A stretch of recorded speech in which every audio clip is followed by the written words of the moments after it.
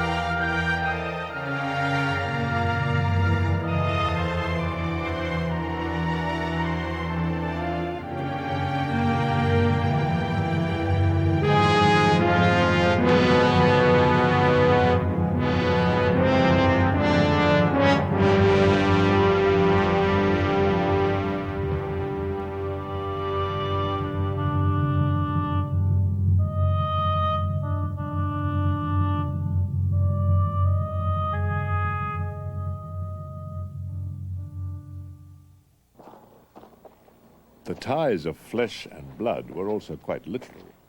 A business enterprise with a family atmosphere extending from the front office to the cast and crew, to the clapper boy and the cooks in the canteen. Home video has given renewed life to these now classic tales. Original soundtracks and paperback tie-ins have become valued collector's items. Posters given away free to theaters now sell for hundreds, sometimes thousands of pounds. An album of film scores from Silver Screen Records sold out immediately in the UK, the US, and Europe. Why then do these films inspire such nostalgic devotion? And why did the company's world influence seem to fade after 20 years, like a vampire in the rays of the morning sun?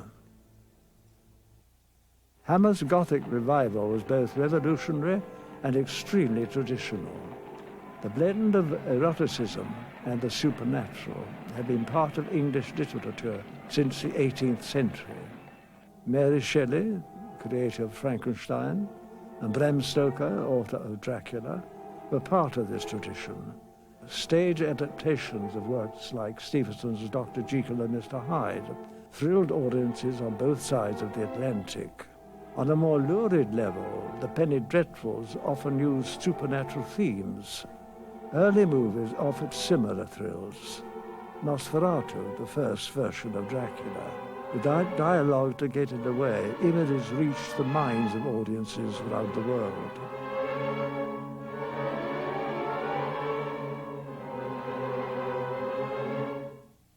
With the coming of talking pictures, the international market changed. Like the Tower of Babel, movies now spoke in 1,000 discordant voices. Furthermore, graphic violence was taboo. Movie cowboys might get shot, but you could never see them bleed. major Hollywood studios monopolized the world film market with name stars. Overseas audiences preferred these films. It originated as a very small distribution company under the title Exclusive Films. The people concerned then were my grandfather, Enrique Carreras, from Spain, and a man called Will Hammer, or Hines, depending on how you knew him as to whether it was in his private life or he had a sort of theatrical life. Hammer was my father, surprisingly enough. He was a successful businessman and a failed comedian. He failed because he wasn't really very funny. Adopting a company name from Hines' stage name, Will Hammer, they made a handful of films such as this musical with American singer Paul Robeson.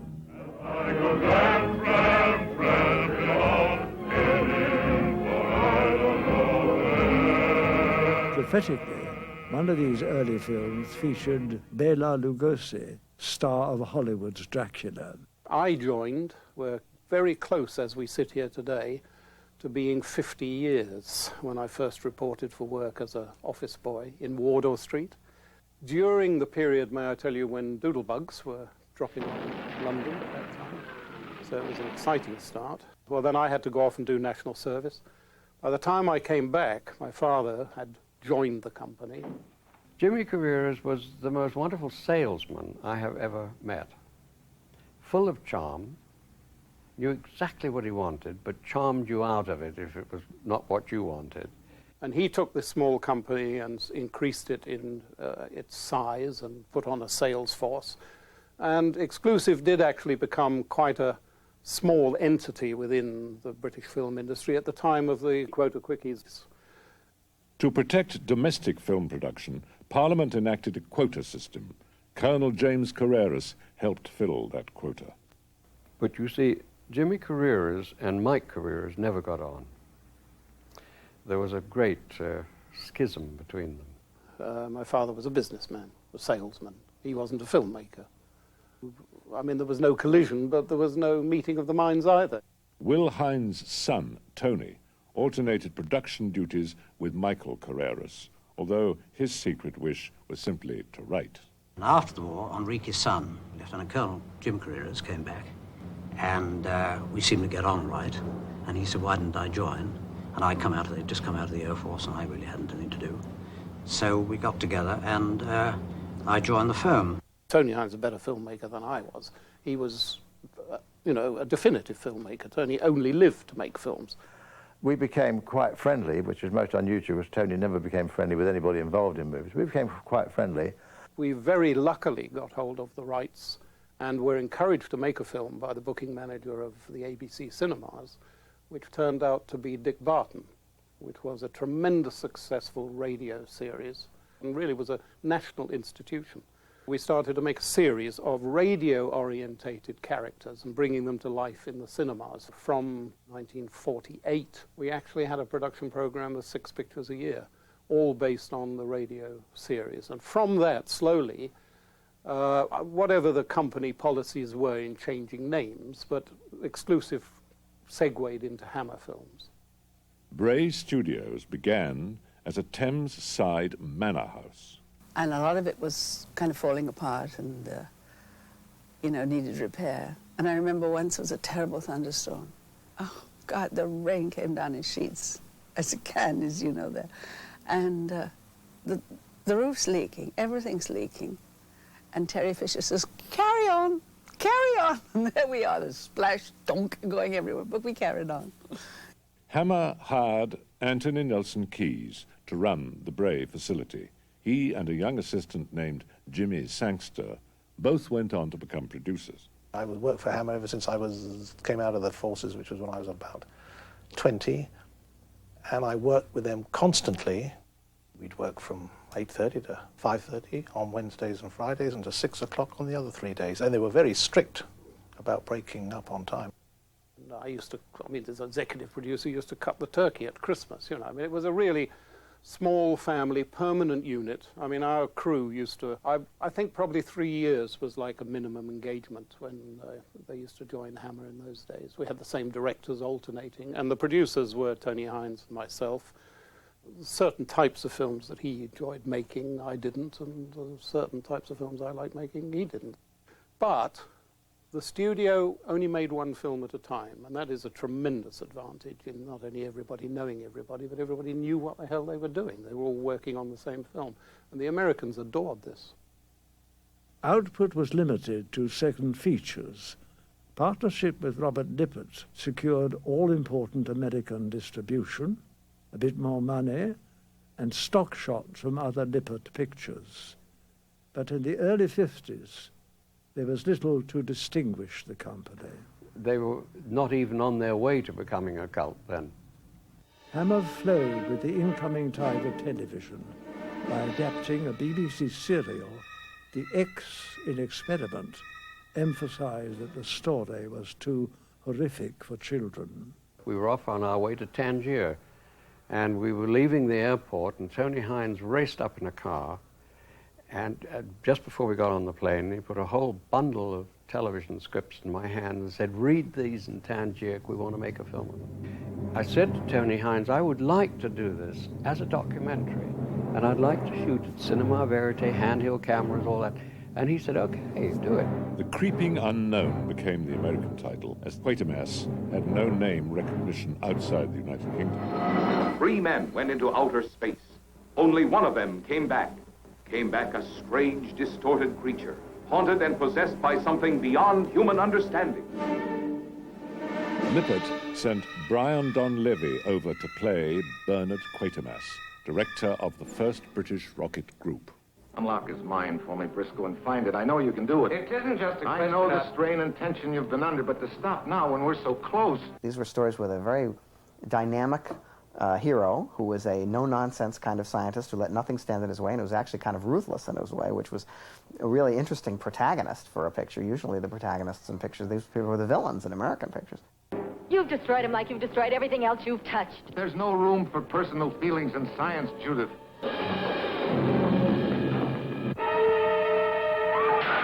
I want to cordon around the entire area, evacuate all public, get information to check up every movement that's likely to take place inside this radius tonight.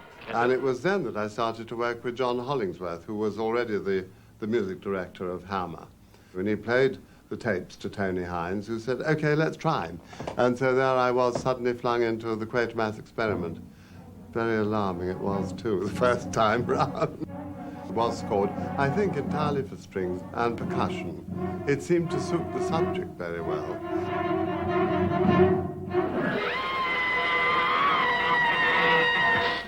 The special effects fellow that we had, Les Bowie, who did miracles for nothing.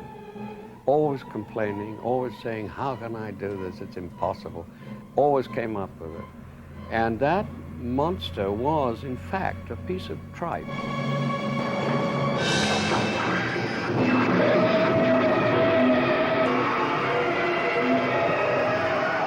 Again, emphasizing the X certificate, Hammer followed with X the Unknown, a thriller about black radioactive ooze from beneath the earth.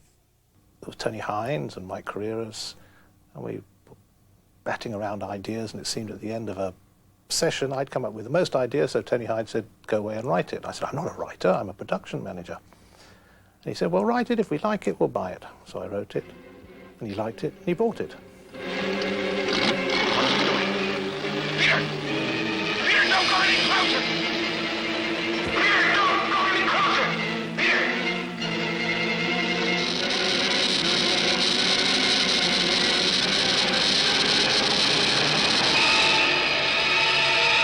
And posters were the great sale. He used to go over with the most elaborate artwork posters. But I remember him once telling an executive that we wanted to do a picture about the Yeti. And the man became most interested in what the Yeti would look like. And Jimmy said to him, we don't know, we haven't caught one yet. Bernard Robinson's art department transformed the Bray Manor House into a Tibetan temple, while the camera crew shot action scenes on location in the French Pyrenees. We had what was laughingly called a crash course in skiing. We had 2 days of it, that's all, bottom before all went up and hung on by our teeth. Forrest Tucker starred with a fellow who became rather linked with Hammer over the years. They know it was me. Steve, wait. Ed, I can hear you. He's coming. You've got to understand, that isn't Shelley, it isn't anybody. I can hear his voice. It's in your own mind. It's just happened to me, too. A great guy, and a great guy with props. He works out overnight every single prop and thing that he can use, never tells anybody, and it comes out during the scene. So he became known as Props Pete. We dare you to see the abominable snowman of the Himalayas. What we tried desperately to do is we all said we must never ever see that Yeti. You can see pieces of him, bits, an arm, of an eye, of thing, and let people build their own vision of him. Nigel Neal adapted his BBC sequel, Quatermass 2. Future director Brian Forbes was one of the victims of a mass alien invasion. Only Quatermass suspects the truth, that the synthetic food in a top-secret facility is not for human consumption. But Nigel Neal still felt Don Levy was too harsh, too bullying, too American. Vincent Broadhead is dead. Dead? I watched him die a few hours ago in that plant. His whole body covered with some kind of corrosive poisoning, eaten away. Naturally, the director defended his star. Now, with that sort of a thing, a down-to-earth, prosaic, honest-to-God man like Brian Don Levy was an enormous help. That pipe has been blocked with human pulp. No, No. What's in those domes, mister? Yes, what is it? Tell us. Inside those domes are creatures from outside this earth. Are you mad? I've seen them. Thousands of tiny creatures that can join together and expand into things 100 feet high. Quatermass and the Pit, televised in 1958, was planned by Hammer for more than a decade. Ultimately, Andrew Keir took the Quatermass role under the direction of Roy Ward Baker. Well, I read it and I thought it was absolutely marvellous. It was a really fireproof script. It was excellent. The film was meant to be made at Elstree Studios. And they suddenly said, sorry, we have no space. But just up the road was the old Metro-Goldwyn-Mayer studio. And they were only too delighted because their studio was empty. So we had the whole place to ourselves. So it was very lucky, and an enormous back lot, which we built the exterior of the underground station. An excavation uncovers a rocket ship of unknown origin and the rotting remains of giant insects. Quatermass deduces that alien technology endowed the human race with intelligence and the will to purge society of anyone who does not follow the will of the hive. Despite the fact that I didn't get on with Roy and I was a bit tricky with other people, but we gelled as a unit, you know, as a group of actors. I wanted to kill you. Why? Because you are different. I thought that some of the scenes were uneven. It's Barbara. She's the one. My duty now is to quieten public alarm. And you keep your damn paws out of things. It's still a remarkable picture. It was an idea movie, and that was really unusual. The film came out the same year as 2001. By then, the name Hammer signified Gothic fantasy.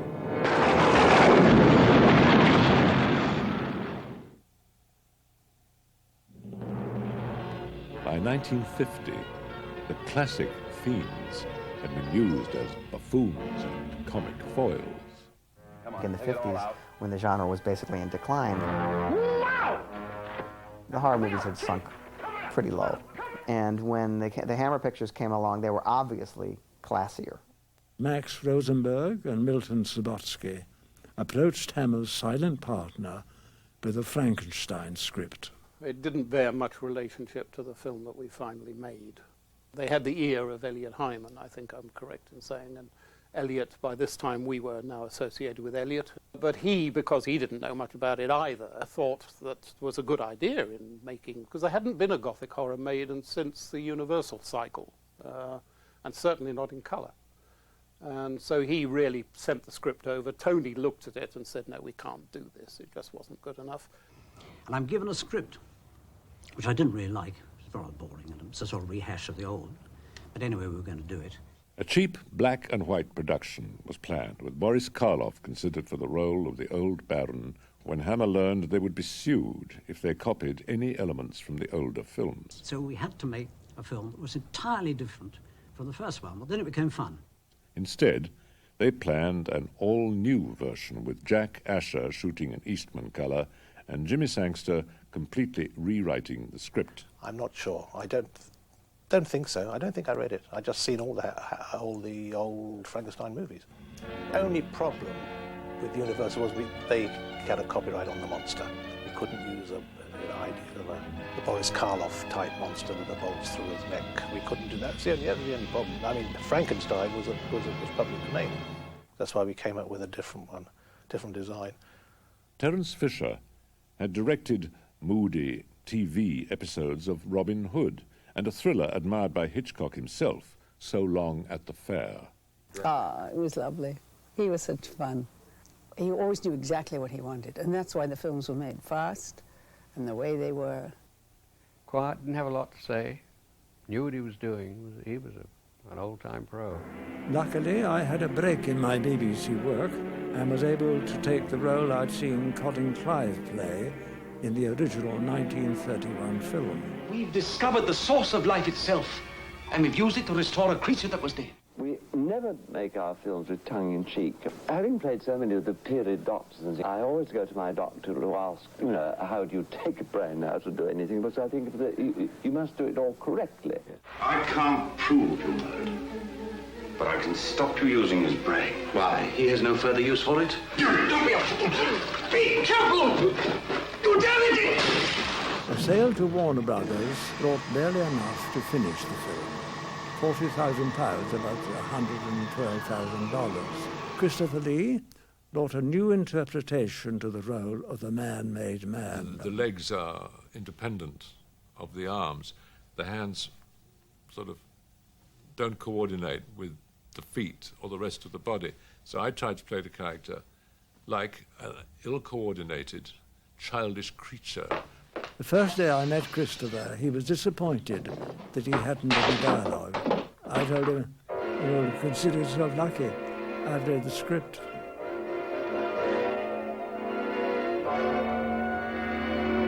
Oh. Well, we were shooting in the dark. We really were. I did about 3 tests, if I remember right. I think I said, look, it's bits and pieces of other people, so it should be patched together. Makeup man Phil Leakey created a face that's been rightly described as looking like a road accident, a patchwork creature of shards and stitches. It was almost impossible for me to eat or drink, and naturally there weren't many people prepared to sit down and eat and drink with me. It's never horrific to you. Well, in fact, we might have laughed. I probably did. I guess I was 10 or 11. Oh, it was terrifying. I mean, I was scared of death. I've always heard makeup criticized in later years as not being a very good makeup. I thought it was pretty creepy. What is amazing today to me is the production value, the beauty of the sets, the costumes. They were all real. They were all Victorian costumes. Elizabeth, come back! The disembodied hands, eyes and organs were liberally garnished with bright red blood, much to Christopher's dismay when he was shot in the face. When this happened, I gave vent to the most ear-splitting shriek, which literally paralyzed everybody on the set. I don't think they'd ever heard anything like it. And it was genuine, because there's some agent in this blood, glycerine, whatever. I felt somebody had put a red-hot poker into my eye. The film grossed 70 times its production cost, $7 million. The company had, in fact, created a being with a life of its own. Hammer made their first remake after the 29 pictures in 1956 or 58, I think it was. And it was the Frankenstein picture, and it was only one amongst 5. There was Up the Junction, I think it was Peter Sellers, and Frankenstein picture, and 2 or 3 others, quite a mass picture. No idea of starting this incredible snowball. I remember everyone being astounded at the success of that movie, though. I mean, it took off. And I don't think we got very good reviews, did we? The critics hated us. I mean, really loathed the film and loathed us. But it started the cycle, and it started Hammer, as it really became known, Hammer Horror. The critical reaction came at the same moment as the cues. I mean, if you've got a choice, what are you going to do? You're going to read the newspaper or look at the cues? The success of Curse of Frankenstein was way out of proportion to what was expected. I think if that picture hadn't been as successful as it was in America, there might not have been any other big Hammer films. Through his friend Mike Frankovich, James Carreras struck a 3-film pact with Columbia Pictures to include a sequel, originally called Blood of Frankenstein. The script focused on the continuing attempts of Baron Frankenstein to perfect his grisly work. I wanted to scare people and make them sort of shudder. And I think what is the most shudder-making thing, from my point of view, was cannibalism. So I put cannibalism into the picture. In the year 1860, I, Baron Frankenstein, was sentenced to death on the guillotine. But I have escaped the guillotine, and I shall avenge the death of my creation. As Peter and I used to play games on the set all the time these days. Who is he? Nobody. He isn't born yet. We had a sheep's brain. The technicians forgot to put the brain in the fridge. And the smell was appalling. All the technicians were fainting. Anesthetic! He's doing the ruthless thing. It might be different from Mary Shelley, but it wasn't much different from other movie Frankensteins.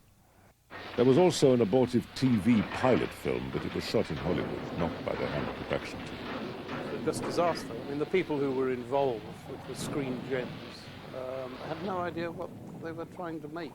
I don't know why they ever came to us in the first place, because you know, we had made some fairly good Gothic stories. Tony Hines went over to finish the project, and even he couldn't get them to make a good film. If nothing else, it pointed out how uninspired the first film might have been. Hammer and the Baron went back to work in 1963. A wrestler named Kiwi Kingston played this new monster under the direction of Francis. Terry was unwell at that time. I mean, Terry became unwell and then got progressively worse. By this time, Hammer had cleared with Universal that they could use the original makeup. And I thought it needed something much more physical than dear old Chris. And our man was physical, but I would have, you know, if we did it again, I would have somebody who could act a little better. And obviously, I usually think of the most effective way visually. Having been a DP, and still am, I always think visually first.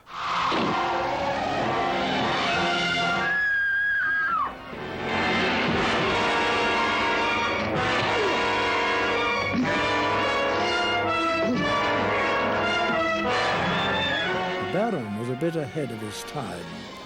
I mean, I was transplanting human organs before that clever Dr. Christian Barnard in South Africa in 1968. You are interrupting my work. Your work. The work of the devil. Hans, please, Father. You can't. No!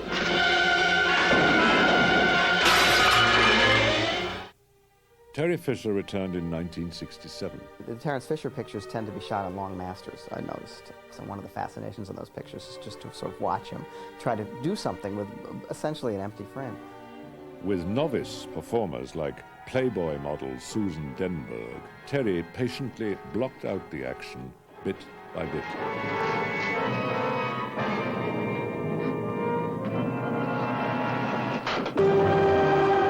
Who am I? Who am I? Frankenstein Created Woman is a very interesting picture. It's got a lot of interesting thematic stuff that you really wouldn't expect, that they didn't have to deal with. In Frankenstein Created Woman in particular, I remember great stills of Peter Cushing and Susan Denberg that weren't in the movie. You know, and I could never figure out whether they were never shot or whether they were cut out or what the story was. The stills had nothing to do with the story. Hammer just wanted to sell theatre tickets. In 1967, Frankenstein moved to the larger Elstree studios with Terry Fisher again as director. Terry would pretty much let you go through the scene. He trusted your own instincts. He was very easy to work for. You haven't finished. He would just tell you what you'd be doing previous to this, what your emotions would be likely to be like, and then ask you to run it through. Right. Action. Scientist. Surgeon. Madman. murderer. I can transplant his brain. If I don't, it'll die through lack of oxygen. But that would mean you'd have to remove someone else's brain to do it. Of course, Carl. How else? Once more into the breach with blackmail, murder, and skullduggery. Oh, but he's only doing it for a frightfully good cause. I loved Peter. He was very gentle. Everybody loved Peter. He was very gentle. He adored his wife. He was kind. What a lovely piece of export. I can't speak too highly of him. What have you done to him? For God's sake, go away! Leave us alone! Jimmy Carreras wasn't too keen on horror pictures, and seeing a crew of 50, at least 40 of whom appeared to be doing absolutely nothing, used to make him a bit testy. Hammer opted for a younger Baron, the late Ralph Bates. Veronica Carlson played the Hazel Court role for Jimmy Sangster, who directed, wrote, and produced. We had a great sense of humour. At lunchtime, we went into the restaurant, laughed ourselves silly about everything, calmed down, and then Jimmy said, "Now be serious." I had the most fun ever directing that movie. It is not a good position to be in, writer, producer, and the director, because there's nobody to tell you you're making a mistake. It's almost like the same saga that the Universal Pictures had, where they kept adding more monsters and trying to, make pictures seem more exciting than they had been previously, and then by the time they'd done the parodies, it was over. It's the same thing that's happened to the Western. 6'7" David Price wore a diaper and a bald cap as this monster. David looked far more imposing in black leather years later in Star Wars. As usual, the next film began with a poster, eventually modified. With burned hands useless for surgery, the Baron enlists a young surgeon to help fashion one last abomination. It was the Baron's last hurrah, so far. Because of the period, I was given a wig covered in Marcel waves. I thought it maybe looked rather like Helen Hayes. I knew you couldn't give up your work completely. And you haven't. I succeeded this time. Then every sacrifice will have been worthwhile. Longtime employee Roy Skeggs had risen to producer. Tony Hines wrote the script as John Elder, the composer Jimmy Bernard, and Terence Fisher directing our last film together. David Price also played this monster in a mask and hairy rubber suit. But even if the monster was not state-of-the-art, the Baron was his usual warm and considerate self. If everything could be reborn, unblemished, if a new version of his true self could be created, huh? In the normal way, by mating. But who with? Sarah. For good or ill, these films brought Technicolor blood to the screen. Without them, we may not have seen The Wild Bunch, Taxi Driver, or even the original Mash. To Baron Frankenstein, creator of man. In any case, Hammer breathed new life into the Mary Shelley myth. In return, Frankenstein created Hammer. They will never be rid of me.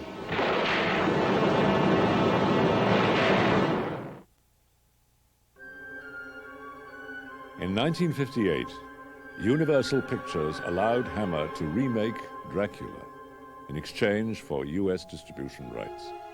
Well, Horror of Dracula was a particularly a big moment in my life and the life of a lot of kids my age. We had watched the Universal Pictures, and they were scary, but they were on television in your house. So there was something about that was a little safer about watching those pictures. But in a theater with color, I remember kids' parents not letting them go see it because it was supposed to be so scary. On one side, the power of good. Castle Dracula this summer here in Klausenberg. Will you tell me how I get there? On the other, the seductive allure of evil. Jimmy Sangster's script eliminated the supernatural powers suggested by Bram Stoker, but substituted something even more potent, sex appeal. I thought the more human he became, the less magic or fantasy figure he became, the more threatening he was. Slip-on canine fangs became de rigueur for all vampires to come, in Hollywood, Italy, Mexico, France, even Japan. Like Frankenstein, this was a drastic change from previous versions. You must help me. You must. You're my only hope. You must. I'll help you. I promise.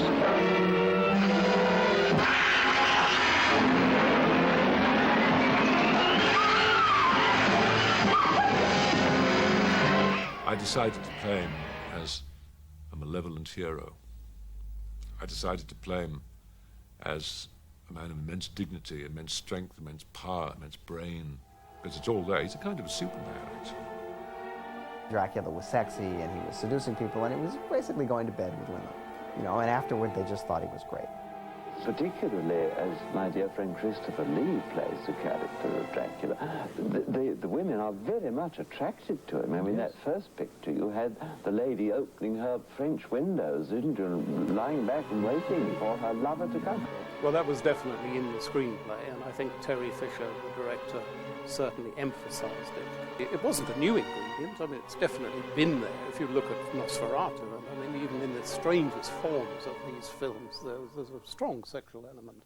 But in the colour, again, the blood became a little more gory, the sex became a little more cleavage, and the whole thing grew up a little. It was quite original, I think, making him a very presentable, quite sexually attractive, not to me, but quite sexually attractive actor, instead of this rather florid, puffy-faced gentleman one associated with.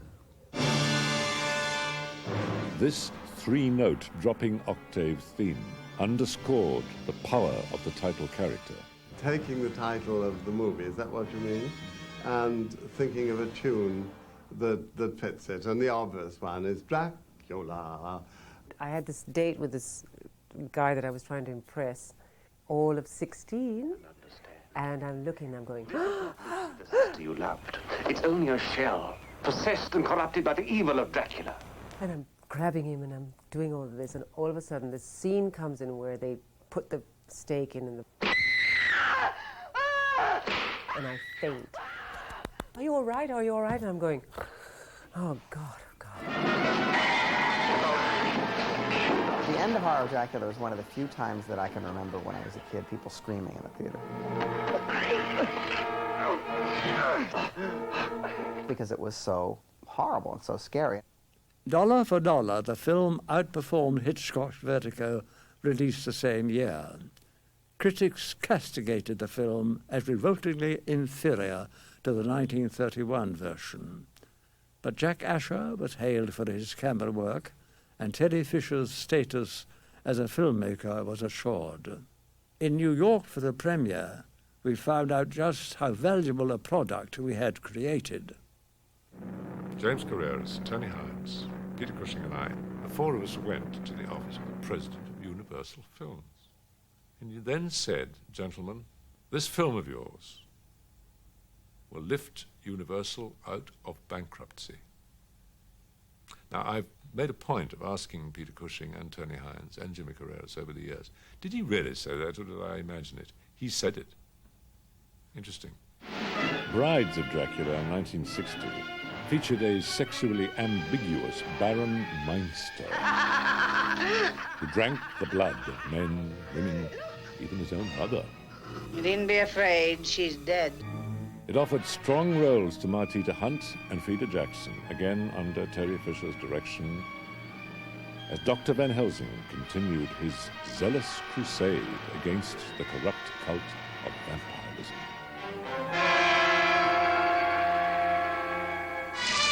Neither the budget nor my sense of the character allowed the original climax. Van Helsing conjuring a horde of bats to destroy the depraved Baron. But a jolly good fight and a splash of holy water and a burning windmill provided a fine alternative.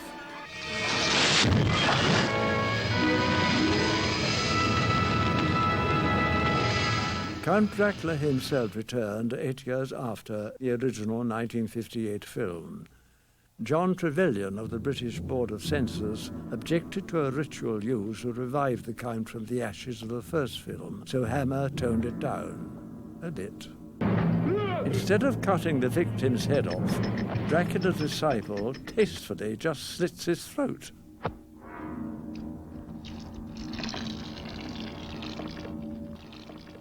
I must kill him.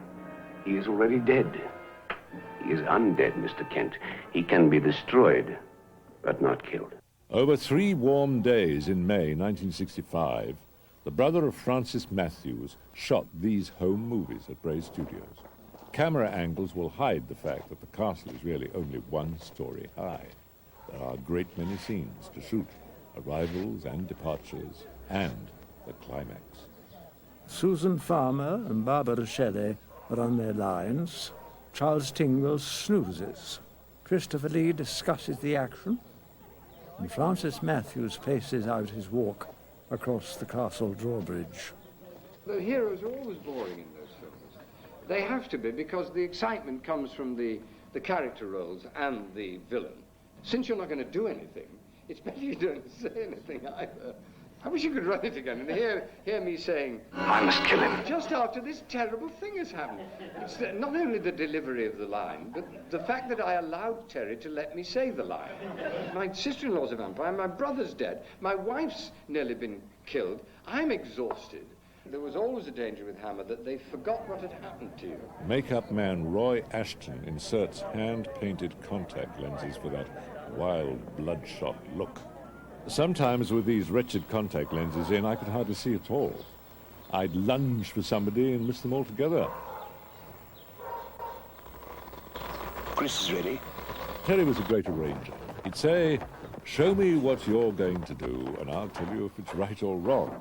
And he always gave editor James Needs exactly what was needed. First Assistant Bert Batt supervises the frozen moat, actually a plaster surface covered in a salt solution. On action, Christopher strides regally, holding his cloak for the proper billowing effect. Later that day, the climax. Hey, Kent! Get away from there! It's too late! Dialogue in the original script was just dreadful. So we compromised. The character remained mute. Why don't you shoot him? It will do no good, my dear. Impervious to bullets, perhaps, Running water. but not the pure elements. Whatever the merits of the individual films, the combination of technical expertise, on-screen talent, and showmanship proved that British films could succeed in the world marketplace. Of the 19 films released by 20th Century Fox in 1966, only 6 were profitable. 2 of those are Hammer, this one, and Rasputin, the Mad Monk. In later films, we could afford stuntmen like Eddie Powell to do the more dangerous scenes, but that's really me, getting a lungful of cold water in the name of art.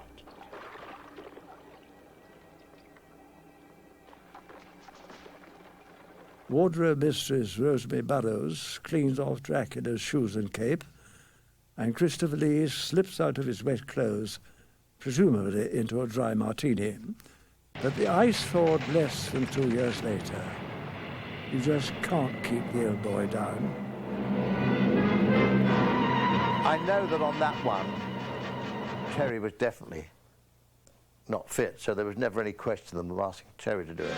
Director Freddie Francis had been an Oscar-winning director of photography, or DP.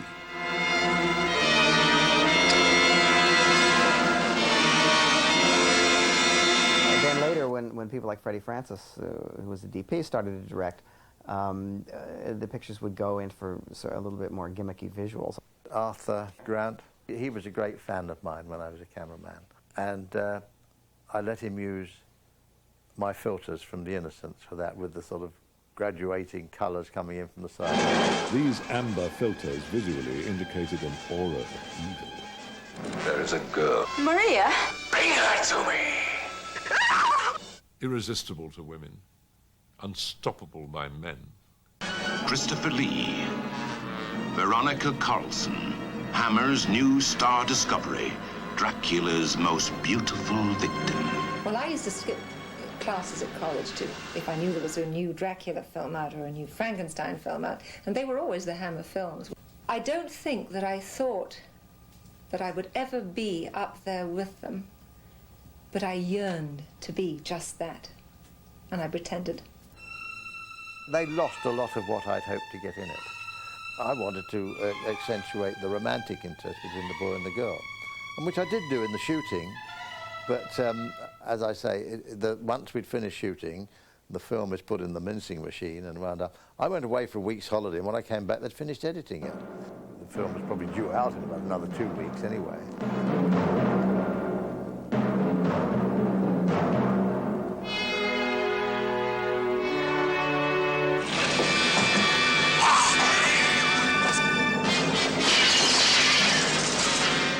Very tall, very aristocratic, beautiful operatic voice. I think he is the epitome of Dracula.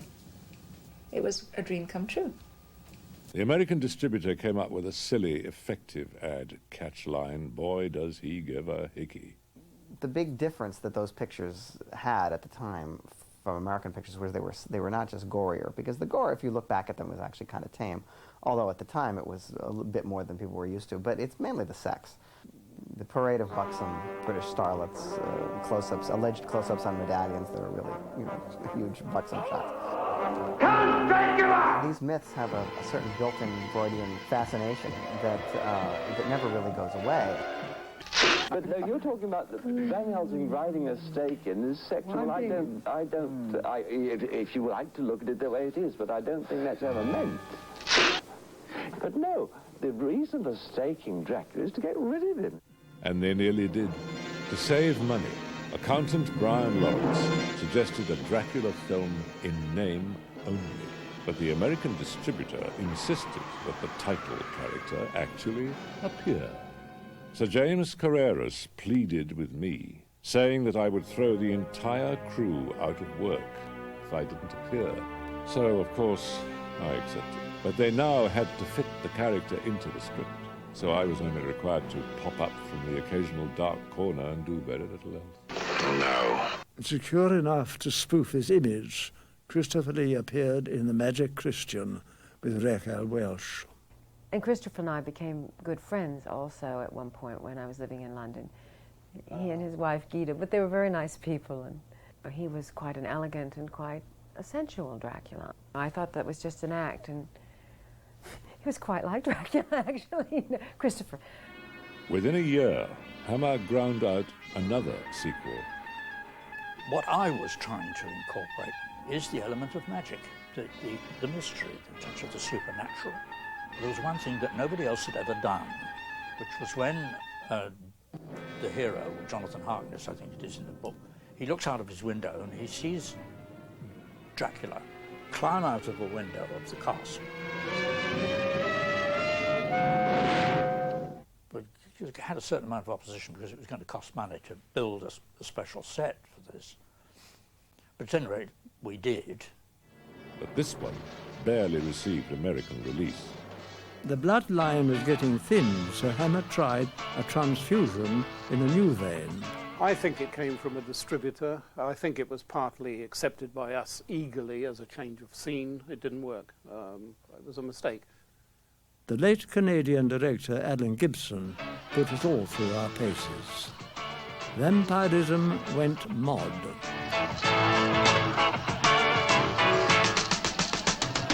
That was the first time, I think, in my short career at that time that I realized that I actually did want to act. This was really it, because I believed in what I was doing. Something new, yet as old as time. Come on, Johnny. A date with the devil. I was Dracula's disciple. I was 22 and enjoyed it enormously. He was absolutely the part, you know. You couldn't imagine anyone being better than him or being more impressive than him. I summoned you! It was my will. Just his presence alone helped you, you know what I mean? One bright spot was the return of Peter Cushing as the descendant of Dr. Van Helsing. He was delightful. He was very tough and very, very fit for a man of his age. And I would do a lot of the stunt with him, you know, and grappling and so on, and he was in very good shape. And he did a lot of his own stunts, you know, falling off hay wagons and things like that. Extraordinary.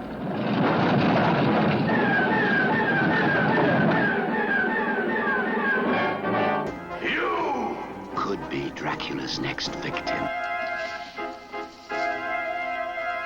Seriously, I am a fully fledged vampire because we had the scene where I had to have Christopher Lee sunk his fangs into me, and he actually he got a little carried away and drew blood. So I am a fully fledged vampire. That is one of my claims to fame, which I have on my resume.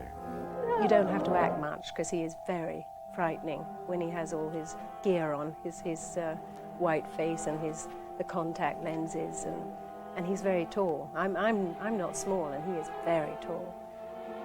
At that moment, I was being bitten by Dracula, and I believed it.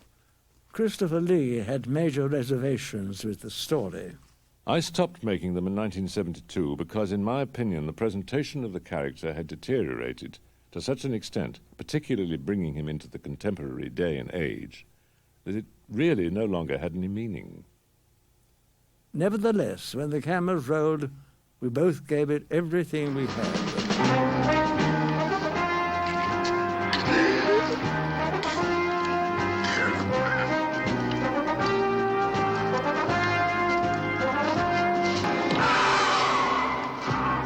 Lee's final Dracula was out to destroy mankind with a deadly virus and deprive himself of human victims.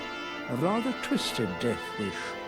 Van Helsing, I call upon you to witness my supreme trial. You are living and yet you are dead, the undead. You cannot die. You must want to. My revenge has spread over centuries and has just begun! That was one of the few Bram Stoker lines that managed to creep into the scripts. This film finally wound up in America, years after it was made, under a rather generic title. Count Dracula and his vampire bride. Other fine actors have since donned the cloak. Frank Langella, Jacques Palance, Louis Jourdain, George Hamilton, and now Gary Oldman. But Hammer's Dracula seems to live eternally in the memories of those who experienced him. I am Dracula, and I welcome you to my house.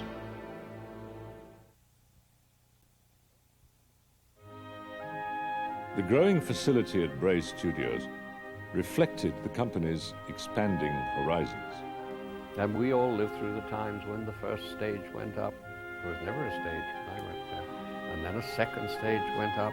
The field where we shot Quatermass with the rocket coming down and the tree and all the fire engines, they finally built stage on that too and everything. So all our stuff there went. This macabre world peeked over the studio fence. In those days, the filmmakers still actually knew how to make films and not deals. We had 6 weeks to make the movies. Well, one just had to do it in the time that was allotted, and it was never enough. After we'd been making for a while, I was asked if we could cut down, make them a bit cheaper. I was always being asked that. The Ready Reckoner, if you've got a Ready Reckoner in your mind, that ticks over, and you know exactly which line to take. Construction, it's 85%. Dialogue's not important. The actors are going to change, the actors and the directors are going to change the dialogue anyway. If an audience thinks about Jimmy's script, then you're dead. But Jimmy used to get them rattling along at such a pace that the audience didn't have time to think about them. We put films in on budget and on schedule and deliver them. The Americans were really only interested in delivery dates, because once they put it on a piece of paper, it was gospel. If any of us could get any artistic points in, we could. But the whole overall operation was a sort of business, financial situation. Well, I have to say that, yes, they didn't like spending too much money. I was earning my wages, basically.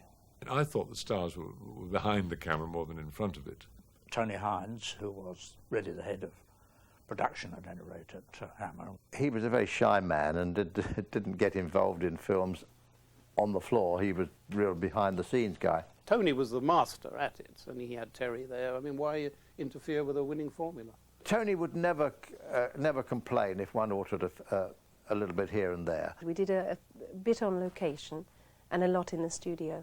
I started with them when they were exclusive films, and they used to send me a script and say, Andrew, what can you do with this? It was like being in rep. We were all a wonderful team, really.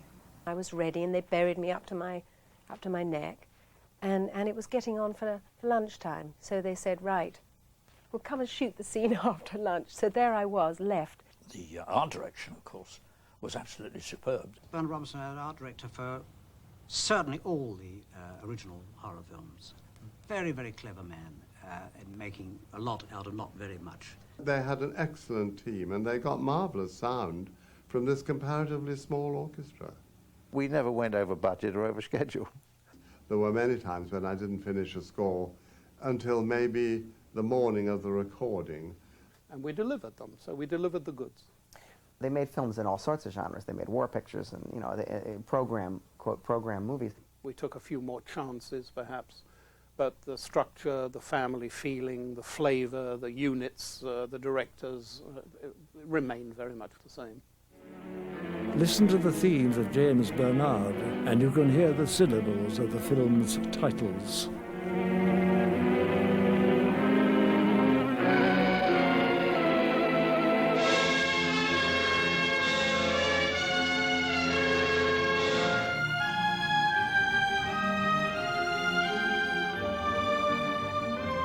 Technically, the pictures were very good. You know, Jack Asher's camera work and James Bernard's scores were exceptional.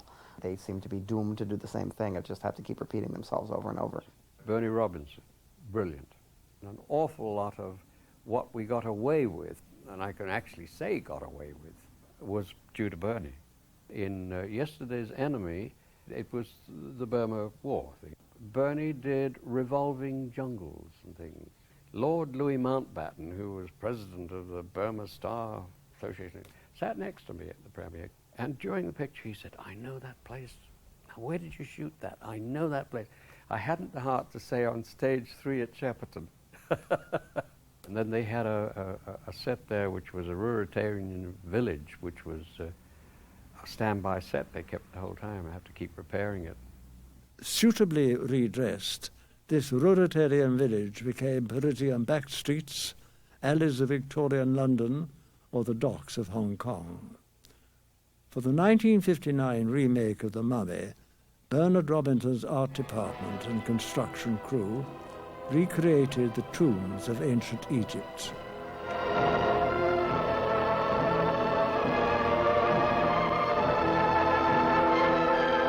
It was a very good movie. It looked absolutely wonderful. It looked like a multi-million-dollar film. You know, the real stars of Hammer, in my opinion, were people like Bernard Robinson, the art director. Pre-production art puzzled me. I saw a poster of the mummy striding through the countryside with a light shining through his body as though he had a car headlamp or something. And I said to Teddy Fisher, we mustn't cheat the audience. Could I take the harpoon in the study and run it right through old Christopher, and he can just break it off and just carry on regardless?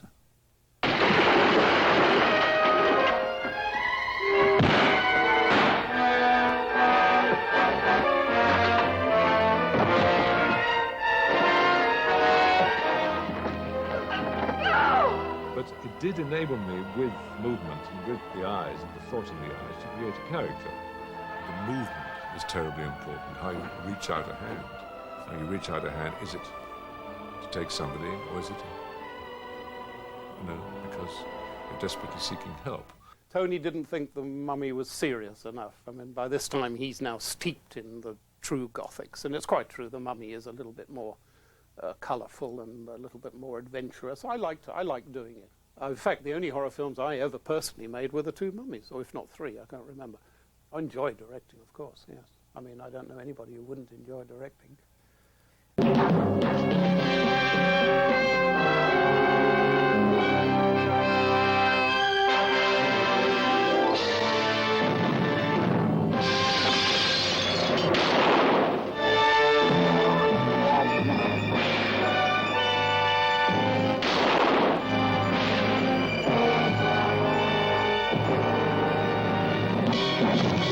Kenneth Hyman, son of Hammer's silent partner and later head of Warner Brothers, proposed a Sherlock Holmes series to begin with The Hound of the Baskervilles. Some revolting sacrificial rite has been performed. What depths a human being can sink to. What human being could have done this? That is precisely what I intend to find out. How can you be so certain that somebody took one of the bishop's spiders and deliberately placed it in Sir Henry's room? That it wasn't in the luggage he brought from South Africa? Elementary, my dear Watson. There are no tarantulas in South Africa. What do you want me to do? Identify anything I may find. Strange things are to be found on the moor. Like this, for instance. In fact, after doing The Curse of Frankenstein, the next part I played was the romantic lead, Sir Henry Baskerville, in The Hound of the Baskervilles. Swine. You thought it was going to be easy, didn't you? Didn't you? You won't be the first of your family who thought that. And you won't be the first to die because of it. Alas, Holmes did not inspire a string of sequels like Dracula or Frankenstein. For heaven's sake, which way? Playwright Wolf Mankiewicz received double Hammer's usual salary for this Freudian twist on Dr. Jekyll. For God's sake, man, don't kill him. Let me alone, Jekyll. Let me alone. Jekyll. I deserve nothing better than you. Desire drove her to deception. Jealousy drove him to madness. Will we ever know who we really are? Who are you, Kitty? Who are you? Where's Henry? Believe me, your husband is here. But audiences didn't warm to the film, nor to the handsome Mr. Hyde. The picture was a financial failure under several titles. At that time, we actually were doing, in my opinion, some of the best films we ever made. Tony found The Pony Cart, which I think was a play, and turned it into a very strong film, warning, never take sweets from a stranger. That's right. That was the only film I photographed for them, yes, which I thought was a very good film. I think that's the trouble if you have a sort of trademark like Hammer, you have to keep producing the same films. The critics never forgave us for being successful, there's no doubt about that. They accused us of really trying to capitalize on the elements of it. It was a very, very wrong criticism. And it was started by a couple of critics who actually never, ever gave a Hammer film of any sort a good critic. The Damned also lost money at the box office. The financial failure of these experiments convinced James Carreras to stay within the proven formula. It was hard to argue with success. Michael Carreras ordered the backlot transformed for a film about the Inquisition, but the Catholic League of Decency threatened to ban it. Luckily, Jimmy Carreras sold Universal on another movie on the basis of a poster. But Hammer had to absorb the cost of a Guy Endore novel, Werewolf of Paris. With no money left, Tony Hines became a writer out of necessity. And all I know is I was landed with a set of Spanish sets. British censors objected to everything. Violent conception of the werewolf child, his sacrilegious birth on Christmas Day, even a nobleman picking a scab from his nose. Hammer argued that the film was less graphic than Hitchcock's Psycho. The censor replied, Terence Fisher is not Alfred Hitchcock. Oliver Reed was one of the many who got early breaks with Hammer, including Leslie Ann Down, Donald Sutherland and Freddie Jones. Reoccurring character actors like Michael Ripper, Richard Wordsworth, George Woodbridge and Miles Madison gave the films the cosy feel of a rep company. The quality of acting in those pictures was way above what you would usually get in that kind of film. But people realized that good actors could indeed find elements in these characters that really brought out some of the drama.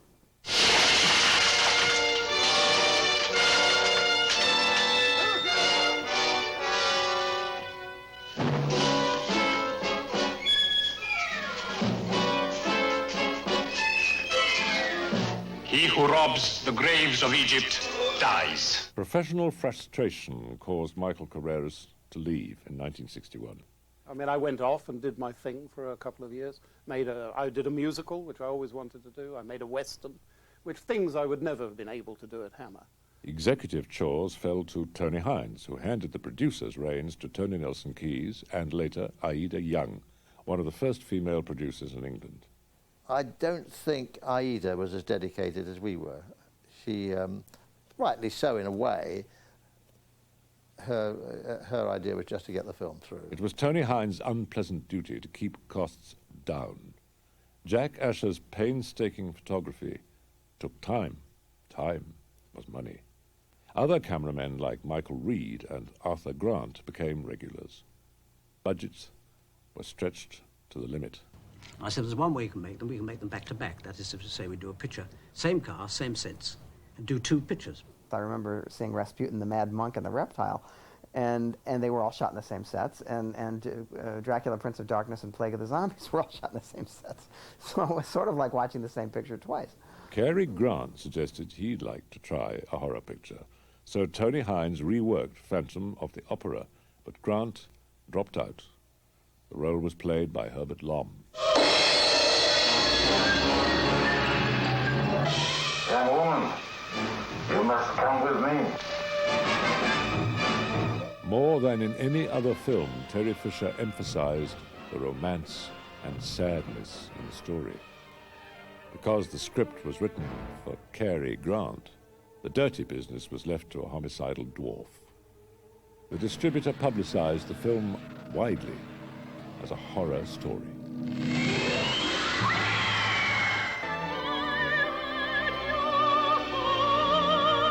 But as anyone knows who has read the Gaston Leroux novel, it is a tragic romance. Missing the point, Time magazine called the Phantom about as dangerous as dear old Grandad dressed up for Halloween. The distributor blamed the failure on Terence Fisher, who did not direct for Hammer for 2 years. The unused climax for Brides of Dracula was revamped, if you'll pardon the expression, by Tony Hines in Kiss of the Vampire. Director Don Sharp proved as adept at Gothic eroticism as Terence Fisher. Even more so than in Dracula, vampirism is linked to sexual appetites. Richard Matheson, author of The Incredible Shrinking Man, adapted his novel I Am Legend, but the script proved too intense for the censors. Hammer sold it to Robert Lippert, who shot it in Italy with Vincent Price as Last Man on Earth. But Matheson also adapted a classic Dennis Wheatley novel, retitled by American distributors. They worried that audiences would assume The Devil Rides Out to be a cowboy movie. I remember Tony Hines ringing me and saying, Jimmy, you've got to do a very good job on this because I don't think it's worth it. Anyway, he was quite wrong in his judgment, wasn't he? The lights. What about the lights? They seem to be dimmer. Terry Fisher was back as director. And whenever he gave me a close-up, I'd make a point of walking up to him and slipping a $5 into his hand. The crew really believed I'd bribed him for a close-up every time we did it.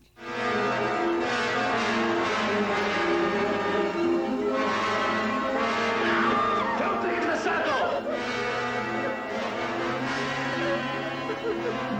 There's a light in the hall.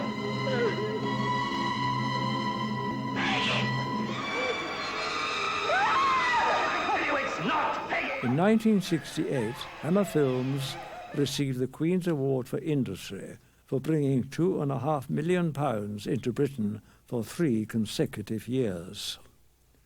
They weren't given the Queen's Award for Industry or whatever for nothing. I mean, they were really making a dent in the American market in a way that I don't think anybody has made since. The creators of The Avengers brought Hammer a movie idea inspired by a lunchtime joke. Brian Clemens was sitting there, and Brian suddenly said, I know what happens. He mixes up the potion, he drinks it, and he turns into a woman. Well, we all fell about laughing. very funny idea, but he wasn't laughing. He went home and he wrote the script. Ralph Bates played one of the title roles, but the company had some difficulty coming up with Dr. Jekyll's better half. There was some talk about me playing Sister Hyde. I was going to say Dr. Jekyll. And a very fine actress went on to play. There was quite a bit of nudity, and I wasn't that keen on that. David Booth, I think was the name of the agent, said, "Oh, Martine, it's perfect. You've come at the absolute perfect time." And they said, "They've got the guy, and they've really, and it's Hammer." And I said, "Michael Carreras?" He said, "Yes." And I read the script, and I realized that they had some nudity, and I said, "Okay, fine, top, but not full nudity." I agreed to do that because I thought it was an important change. And in fact, I still think it's probably one of the best scenes in the film. But of course, once you saw the two of them together, it was a brilliant piece of casting. And she did it very well, too. But unfortunately, he was pressured. I think everybody was pressured, including Hammer was being pressured into going into more nudity, to compete with what was going on. And they decided to go even further to full frontal nudity when I got on the set, and I said I did not agree to that, So we had a bit of a contretemps. However, I used all of that sort of nervousness and that sort of rage and anger and stuff to birth myself, really. I mean, when I am there, I don't know anything about my anatomy even. It is I who exist, Dr. Jekyll, not you. It is I who will be rid of you. Rid of you! Interesting idea, the male to the female. Oh, this could be so great. They could have taken it so much further. It's Hyde, isn't it? How is your brother? He hasn't been himself of late. Years later, when I saw Roy Ward Baker, he said to me, "Martine, I wish we had really gone into the male-female." And that they did. As the 1970s progressed, the new formula became a little more blood and a lot more flesh. Victorian costumes lent themselves to fascinating visuals. And as early as 1959, Hammer added nudity, The Man Who Could Cheat Death. Which is a remake of The Man in Half Moon Street. Anton Diffring was one of the premier actors of the Berlin Theatre. I've been taking this fluid every 6 hours now. It's madness. It is what keeps me alive. It was very necessary. It was in very good taste. But England at that time would have no nudity. So there was a version which they paid me extra for Europe. And it was very beautifully done. It was beautifully done. Exploitation. I think Hammer films were exploitation films. I mean, exploitation films basically are films that are designed to exploit via advertising a particular sensational aspect. And if you ever look at the British ads for Hammer films, they are incredibly tasteless. I mean, they really make the pictures look like AIP pictures from the 50s, whereas the American ads tend to be models of restraint, actually, in comparison. Unlike actors, actresses were often used as window dressing, rarely appearing in more than 2 or 3 films for the company. I'd been doing a poster for an English campaign called Lamb's Navy Rum. And apparently he used to see this big hoarding or this big poster every day. Supposedly he said, "Find that girl and bring her in." And then I was put under contract for a year, which is wonderful. But no duties, no official duties. I had a photograph on the front page of one of the tabloid papers in England one Sunday, and Jimmy Carreras saw it and said, "I'd like that girl from the next Hammer film. He would take care of you. He was a fatherly type figure, and he had everyone's respect." Outside producers approached Hammer with the Victorian Ghost Story by Sheridan Le Fanu. Harry Fine and Michael Stile came to me and asked me to do it, but they were reading into it a great deal of lesbianism, which I don't think Sheridan Le Fanu had ever sort of dreamed of, and neither did I, incidentally. It was the old story that 100 vampire pictures have been made. What on earth can we do next with vampires? I know, we'll make them lesbians. Yeah, brilliant. It's very funny, actually, because I walked onto the set the first day of my shooting, The fangs kept falling out. And they kept falling into Kate O'Mara's cleavage. And the crew wanted to help retrieve them. And it's very easy to make lunatics or vicars or indeed lesbians or homosexuals of various kinds, to make them figures of fun. To me, that is fatal. I think that's, well, it's downright rude and vulgar, apart from anything else. Co-production funds came from Hammer's opposite number in Hollywood, American International Pictures. I had a certain amount of criticism while I was making it, that it wasn't going to be juicy enough, you know, and all that. Ingrid Pitt proved as enticing to co-star Ferdy Mayne as to the camera. We knew each other. We'd met in Salzburg, worked there together. I thought, well, I won't forget that one. She used rather provocative language in between takes, and it was rather delicious to be bitten by her.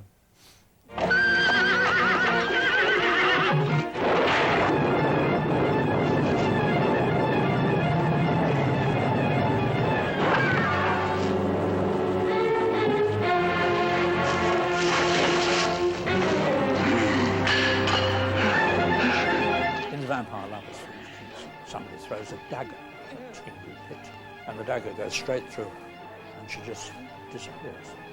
It's a romantic view, an essential element in horror pictures, which has been almost, well, now totally lost. Even before the film was finished, an ill-fated sequel began on the same sets.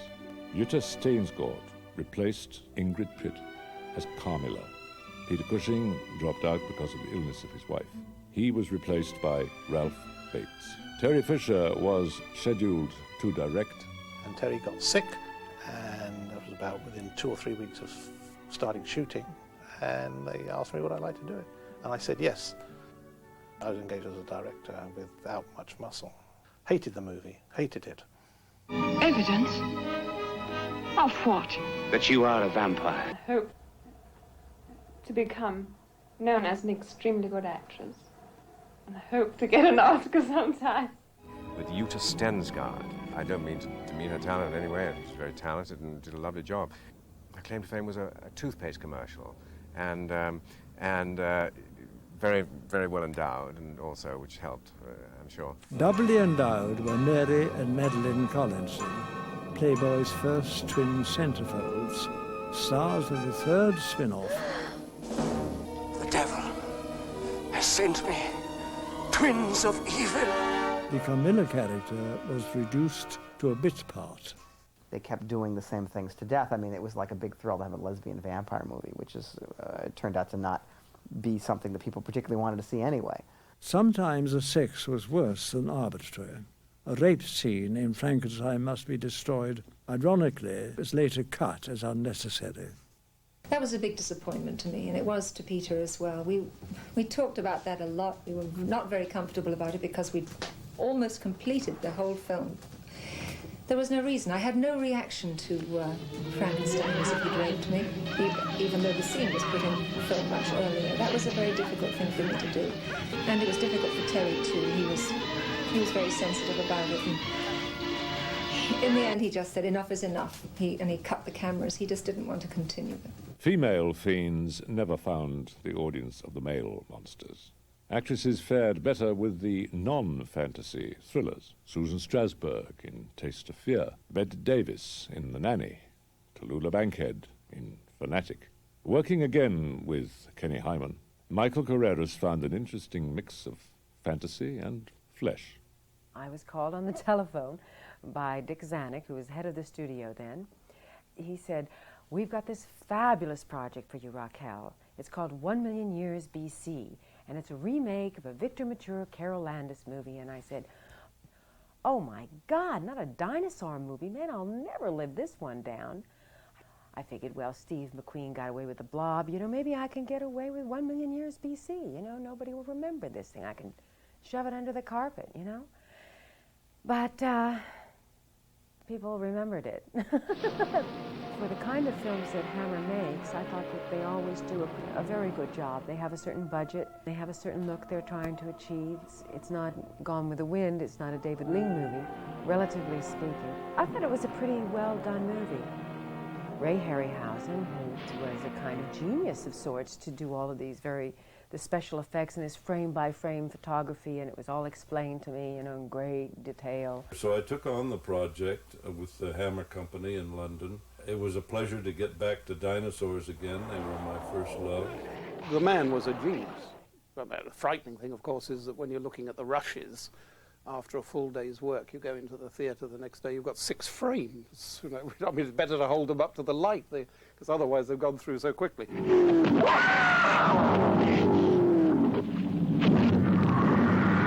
Carl Toms really made the most of this little doe-skin number that I was supposed to wear. So this costume got smaller and smaller as the production went on. I felt a little self-conscious with this very brief thing on all the time.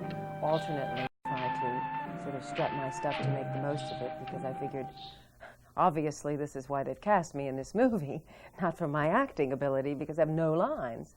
I think if cave women in the early days looked like Raquel Welch, why we've regressed considerably today. When you were doing it, it just seemed so ridiculously silly. You felt like a fool.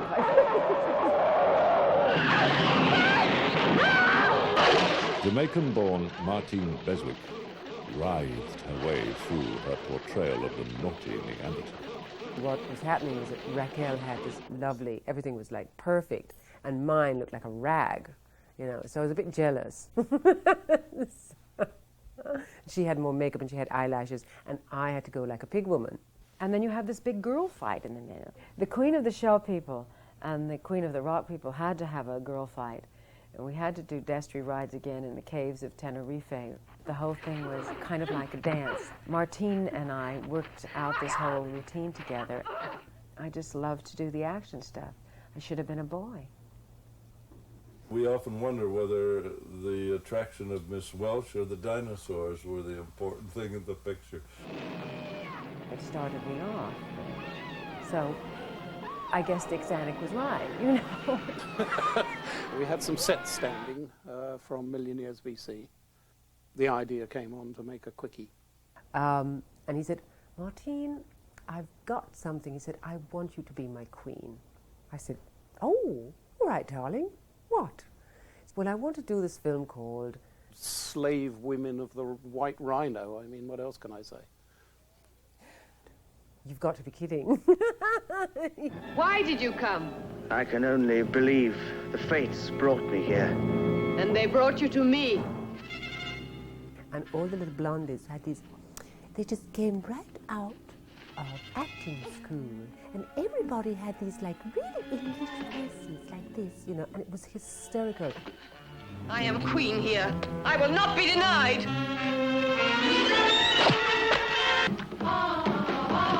Bosco Holder, Geoffrey Holder's brother. And he did all the dance scenes. I sort of was let loose after he choreographed it. I thought, listen, this is my vehicle. I get to have eyelashes in this one, and I get to have my costume fit. I'm going to make this work. No matter what it is. We made a huge mistake on that film, because we really should have had those wonderful cartoon biff, bang, ouch. It should have been done like that. Who are you? Now Guest directed the third saga, created in Sir James' typical manner. Do me a picture with dinosaurs and a dinosaur with a girl in his mouth. They did this enormous great poster with sex and bikinis and this great thing. And Jimmy said, fine, okay. So he sent that to America and said, what about a picture? Here's the poster. And they set up the picture on the poster.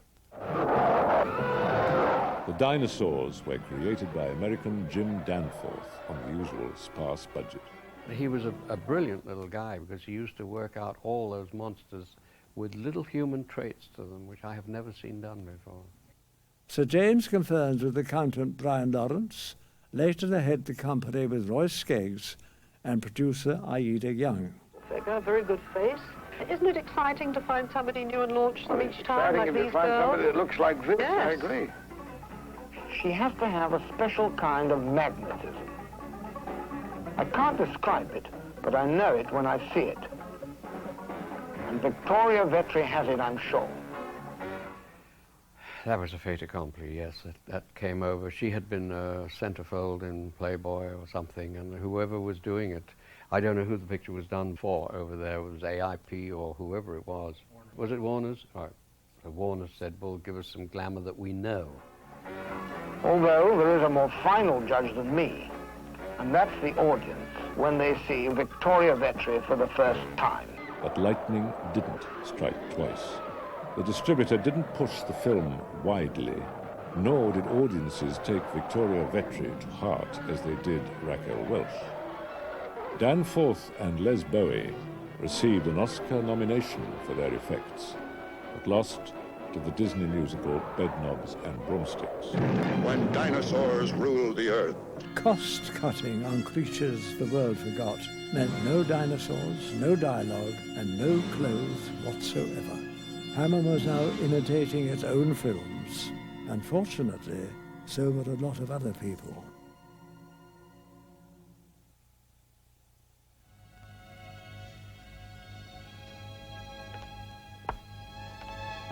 It's over? Yes, sir.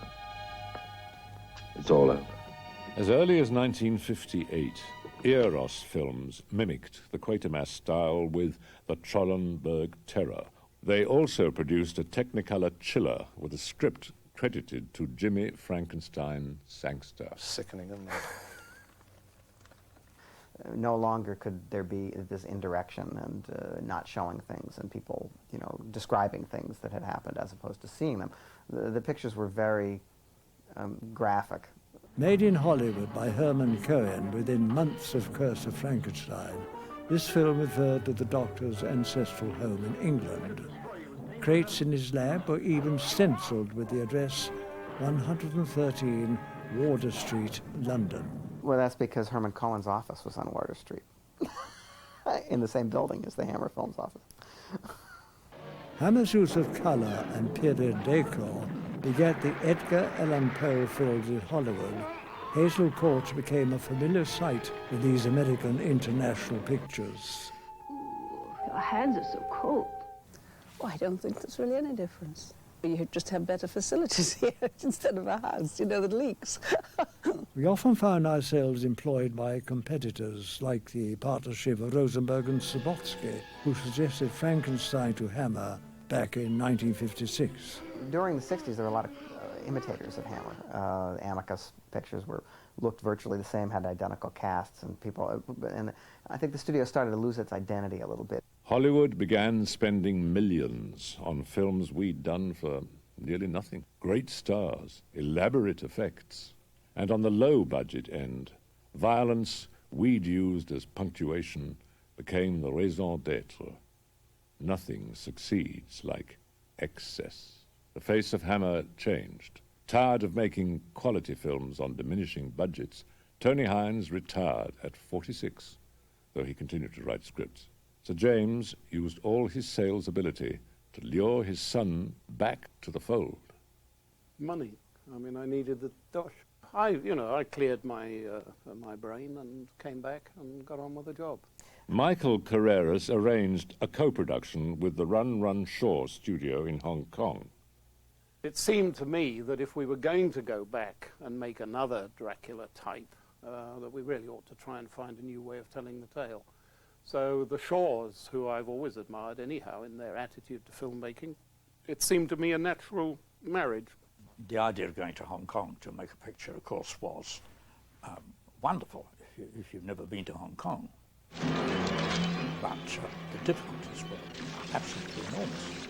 Trying to put Kung Fu with straightforward horror didn't work, or at least we didn't have a script made it work. Christopher Lee declined this final indignity. Instead, the Count was played by John Forbes Robertson. At least I had the honor of driving one final wooden stake. As the seven brothers and their one sister meet Dracula. I think it's something else that didn't work. I'm not saying that it necessarily makes for a better picture to have those ingredients, because you're fighting the believability factor all the time. The representatives of the major American companies, they should have said this is no good. But what they said instead was, if you can make it cheaper, or if you can show a little more of this, that, or the other, we'll do it. And I think they misled us in a way. I think that had a lot to do with the downfall of Hammer. They lowered their standards because they had their own venue, their own way of doing things, you know, and then suddenly, because everybody was doing nudity and because it was attracting more, well, it's happening again right now. It's happening, same thing's happening now. You know? Knighted and respected, Sir James wished to retire and sell off the company. Michael wanted to keep it in family hands. I think Jimmy was bought out, or rather, Mike got controlling interest. Our horror stories by that time were passé. I mean, they were children's stuff when you get into chainsaw massacres and what have you. I suppose I wasn't in tune. I have to take the blame for this. I was in charge.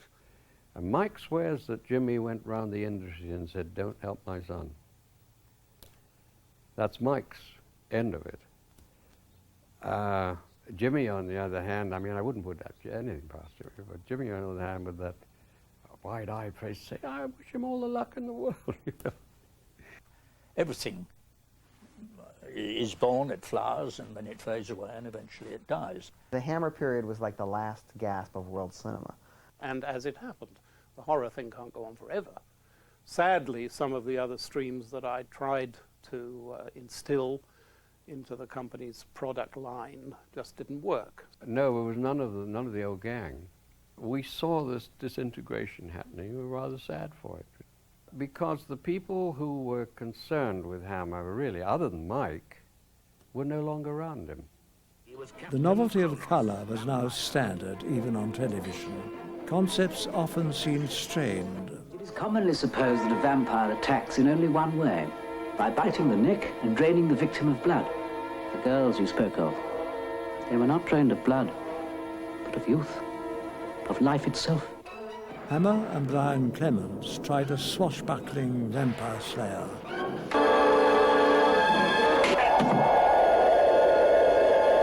They wanted it to appear nude, so we kind of came to a compromise, insofar as my hair was a lot longer in those days, and so that covered my upper chest. And I think I actually used some sort of gaffer tape or something to stick it down, so I felt quite secure in that sense. And then a pair of flesh colour knickers, briefs, and I was all right. I was all set, so it was like being on the beach, really. Her life will be yours. Yours. Her youth will pulse through your veins, my darling, replenishing, restoring. Take her.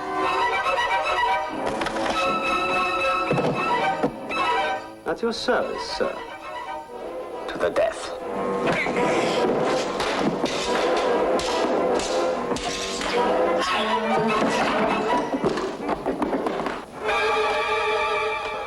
Yes, you bleed, my lord. This is God's blade.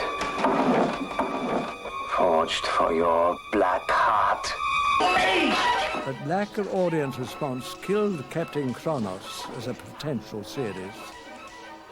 Possibly it was too romantic. Maybe it was either ahead of its time or you know, the other way. Maybe it kind of lost in time. I'm not too sure. The timing was wrong anyway, I think. The Lady Vanishes received scant distribution. A Loch Ness movie drowned in a sea of delay. Hammer's last theatrical venture was made in 1975. 98% of so-called Satanists are nothing but pathetic freaks who get their kicks out of dancing naked in freezing churchyards. I have a feeling I'm dealing with that other 2%. Richard Widmark challenges Christopher Lee for the soul of a girl named Catherine. Te adoro et te invoco. They've got Catherine. We've got to get her back before it's too late. By then, a so-called low budgets meant £500,000 over $1 million. Hammer brought in German co-financing and an American star, Richard Widmark. And appropriately, Christopher Lee was the heavy.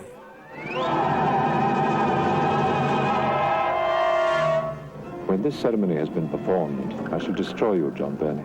The demons hate you, Rayner. They're waiting for you. Catherine. Catherine. It's me! Don't!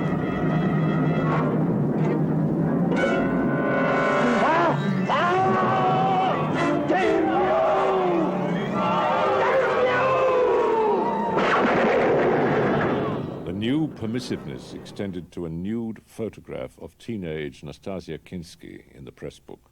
Michael Carreras left in 1979. Since then, Roy Skeggs helmed the company through the doldrums of the British film industry by producing 2 TV suspense series. I get asked time and time again in letters and interviews and things, when is Hammer going to return, or will Hammer return? It's a shame. I think someone should really pick up the torch and run with it. Entertainment technology has changed radically since the 1950s, yet Hammer thrives, inspiring a nostalgic cult that reaches around the world. They've often said, we grew up with you. You were like part of the family. We'd go on a Saturday and see these horror films and scream and yell. So we've always considered you part of us, which is wonderful. Fan periodicals like Little Shop of Horrors, published by Richard Clemenson, savour the films like fine old wines. Top professionals tip their hats to Bray. Gremlins patterned its climax on the end of Hammer's original Dracula. Director Joe Dante cast Christopher Lee himself in Gremlins 2. He said, but you have to remember, Christopher, that I and all my peers and all my colleagues, and there's a great many of them, Martin Scorsese, Brian De Palma, John Landis, Steven Spielberg, Joe Dante, and many, many others that don't come to mind at the moment. He said, we were brought up on your films when we were teenagers and young men. We were brought up on your films. We liked them, we loved them.